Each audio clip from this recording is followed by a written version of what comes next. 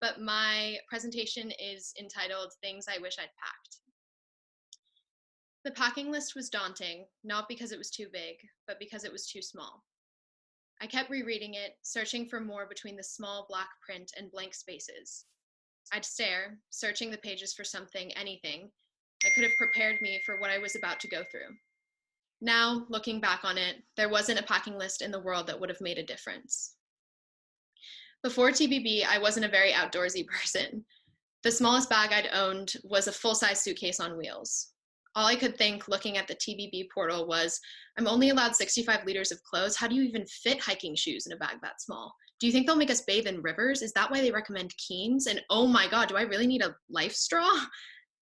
I thought my biggest fear was taking bucket showers, but now I realize my biggest fear was growing so comfortable in my comfort zone that I would stay there forever.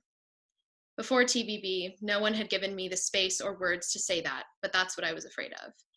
Throughout high school, I had become hyper aware of the impending assembly line. Get into college, get a job, raise a family.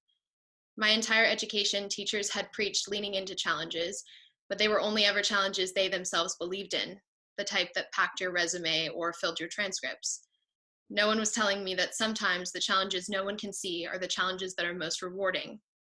The packing list was scary, but the only thing scarier was staying. I don't really know what I looked for on the page that day. Maybe I had wished it would tell me about the others, the 11 people I'd be spending 7 months of my life with. Maybe if it had, I wouldn't have gone. Or maybe if I had, I would have gotten on a plane faster. I had thought I had everyone I would ever need in my life. I thought I'd known what it was to be vulnerable and love completely. Not once had the packing list told me that I would cry within 36 hours of being with these complete strangers. Before TBB, fear had stopped me from taking risks, be it emotionally, vocationally, or personally. The packing list said one packable down jacket, one pair of jeans, yet no mention of how it would feel to work beside farmers who saw less than 10% of their profit in Guatemala. Even if I had known to look, the font would have told me nothing of how it felt to smile and nod, knowing your family bought those strawberries at home, supported the companies that had repeatedly given men like this that meager cut. No list could tell me how much of a fraud I would feel like, doing 4 hours of work when they did 11, washing up and going to class, knowing they would never learn how badly they were getting screwed. Well, I got to learn about it on a $50,000 program. All the list could tell me was 9 pairs of socks, but I wish it had warned me about how my 9th grade students would look at me in Thailand, how they'd smile at me, confident that I was qualified, though I'd never taught a class in my life, all because I was white. How they would repeat snow, even though they would never see it, and Santa Claus, even though Christmas went against the Buddhist principles practiced by many of their families. I wish the packing list had told me what to do when one of my 8-year-old students, a girl in the 3rd grade, had drawn her definition of the word pretty, and it was a white girl who looked nothing like her. It was uncomfortable to recognize that I was reinforcing the cultural erasure and Western-centric ideology they saw in the media. More than anything, I wish there would have been guidelines for how to empower my students to think for themselves. I wish someone could have told me if empowering was even the right thing to do, considering Thai culture valued uniformity and obedience as their core values. I wish there had been a section on what to do when you feel like true change is impossible. Somewhere between Chacos and Pack Towel, I wish someone had listed faith and an optimistic outlook. I wish someone had prepared me for walking into my first day observing clinics in Ghana. How helpless and discouraged I'd felt knowing how much access I had at home that I didn't even think twice about. Nothing could have prepared me for wondering why I was entitled to a whole room in my host family's house when I learned that they themselves slept 5 to a bed. I wish the list had told me it's normal not to know how to carry your backpack. The weight, this weight, feels different, heavier, uncomfortable at times, but you get used to it. In one of our reoccurring seminars, we looked at a chart that demonstrated journeys of personal growth. In order to grow, one has to challenge themselves to the point of fear and discomfort until you reach stages of learning. Only then does your comfort zone expand. I wish the packing list had told me there is no one form of growth. My work placements proved to be an emotional, mental, and ethical challenge, the weight of which I had to learn to carry with me as I carried my backpack. It was uncomfortable to ask these questions, and it was even more uncomfortable to realize there were no answers. I wish the packing list had told me that the growth trajectory isn't always linear or confined to a time limit. I spent almost 6 straight weeks in Ghana trapped in my panic zone. Then I'd make Tina, a tough-as-nails midwife at one of our clinics, laugh. The learning curve of Ghanaian humor and Ghanaian culture overall was steep, and often I'd have moments of reverting back to panic when I didn't know how to communicate with my family or how to hand wash my clothes properly. But I knew I was learning. Like learning to carry my backpack, I adapted. I got stronger, and as much as the fear zone had sucked, I wouldn't have changed a thing. Challenges are hard, they're gritty, and they're almost always a better idea in theory. It's hard to see the benefit of challenges when you're in them. You're often scared or uneasy, and it's impossible to tell when the end is near. There were days on TBB when I cried myself to sleep. There were days when I'd have rather walked on hot coals than gone another day on the farm. But there were also days when I had breakthroughs. I took risks, I got a tattoo, and I never would have known how strong I was unless I had tested myself. More than anything, I wish the packing list had let me know challenges don't stop when you finish TBB. I wish it had prepared me for the moment I walked into my room after 7 months, all clean and big and white. Everything was exactly the same, but different somehow. The same size, but larger. The same closet, but more excessive. I wish the list had told me, warning, patients may experience side effects such as crying for seemingly no reason because the home they thought they were leaving isn't the home they're coming back to.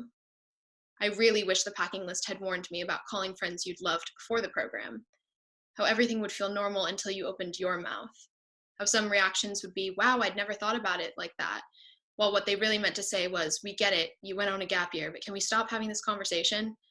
How everyone, relatives, family, friends, random peers from high school would say, wow, Ghana must have been a real culture shock, but they're wrong, because the real culture shock is coming back, because suddenly you're like a puzzle piece that once fit but doesn't anymore and nobody seems to notice but you. After a while, I became frustrated with the packing list. I hated the clean cut parameters and instructions when we all knew what we were doing was the opposite.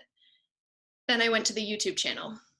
On it, there was a promotional video in which a student said, it would have been easier to go on a gap year program that was mostly partying. I don't think I wanted the easy way out.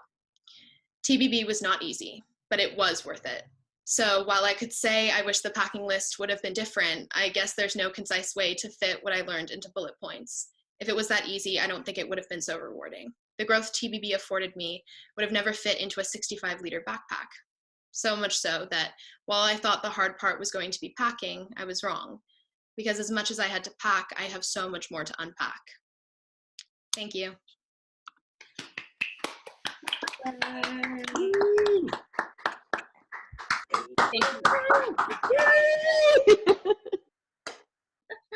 Isa, that was incredibly powerful. Thank you so much for sharing. All right, what questions do we have for Miss Isa? All right, we have some revisions to make to next year's packing list. How has it felt to be home this past week? It's felt pretty weird. I think I do know that the program ended under kind of unfortunate and weird circumstances, but I do think it's kind of an advantage because we had Zoom calls and had a space where we could all reflect on actually being home rather than like the idea of being home. So it was definitely weird. And I do find myself like more comfortable being in my space again and like in the US, which is nice, but it's also kind of like unnerving because you hope that you can take that perspective that you gained on the gap year like into your environment at home. So I don't know, I think it's challenging, but it's also just a matter of trying to keep that perspective. And like obviously I'm very fortunate that I have a group of people that are going through the same thing. So it's been good, challenging, rewarding as much as the entire process has been. So yeah.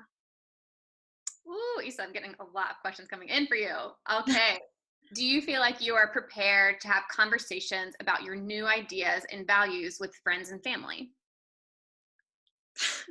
I think I am prepared. I feel like if you're passionate about things that you're learning on the program, and which I am, and I feel like everyone else on the gap year was too, I feel like it's important to take those aspects into conversations with people you at home.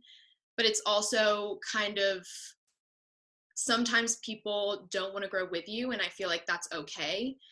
and or sometimes like there are different timing that doesn't line up. So there are friends that I've realized like, ooh, maybe they don't want to have this conversation, and I think it's important to just take that as it comes and say like, okay, well maybe they don't want to have this conversation, but I'll like pivot. But I've actually had a lot, as many people that have not been ready to have those conversations. There are a lot more that have surprised me and like risen to the occasion and said like, yeah, let's have this conversation. So it's really nice. Huh. Okay. How do you think your altered outlook from TBB will affect the choices you make in the future? Um, I don't know. I think it's definitely going to affect what I study. I'm going into school for international relations and public policy. So it's definitely like I was hoping to go into that before the program, and now I'm even more excited to go into it, and I have a refined and renewed perspective with which to go into it. So I think it's going to affect it in that aspect. And also just I feel like it's pretty impossible to have this gap year not bleed through into other aspects of your life. So like other students mentioned, I think I'm way more vulnerable. I think I'm I don't know, I'm like passionate and excited more so than I was at the end of high school. So there are so many areas of my life that TBB affected, and I hope that I feel that as much when I'm going into college 6 months down the line as I do right now. Okay. Another question that came in was, my question is that Ghana seems very different than other places on the trip. Why do you think that is? I think, well, honestly, something that I edited out of my speech that I previously had in there was we had